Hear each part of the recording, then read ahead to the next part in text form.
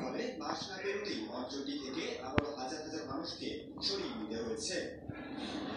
আবারও আমেরিকার লস এঞ্জেলসে দাবানল শুরু হয়েছে আগুন। আল্লাহ ভালো জানেন কি হবে। বুধবার সকালে লস এঞ্জেলস শহরের প্রায় ৪৫ মাইল উত্তর পশ্চিমে কাস্টাইক লেকের কাছে একটি পার্বতীয় অঞ্চলে আবারও আগুন জ্বলে উঠেছে। এই দাবানল কয়েক ঘন্টার মধ্যে ৯,২০০ একরের বেশি এলাকায় ছড়িয়ে পড়েছে। সেই সাথে বাতাস ও শুকনো লতা ডালপালা দাবানলটিকে দ্রুত ছড়িয়ে পড়তে সাহায্য করছে। তবে এখন পর্যন্ত কোনো বাড়ি বা ব্যবসা প্রতিষ্ঠানের ক্ষতি হয়নি এবং অগ্নি নির্বাপক কর্মকর্তারা বলছে তারা এই আগুন নিয়ন্ত্রণে আনার বিষয়ে আত্মবিশ্বাসী। অংশ উত্তর দিকে চলছে, যেখানে এই মাসের শুরুর দিকে বহু আবাসিক এলাকা ধ্বংস হয়েছে। এলাকাটিকে আবারও রেড ফ্ল্যাগ সতর্কতার আওতায় আনা হয়েছে। ওই এলাকায় বাতাসের গতিবেগ ঘন্টা প্রতি ৩২ থেকে ৪৮ কিলোমিটার। আবহাওয়া পূর্বাভাস বলছে এই গতি আরো বাড়তে পারে।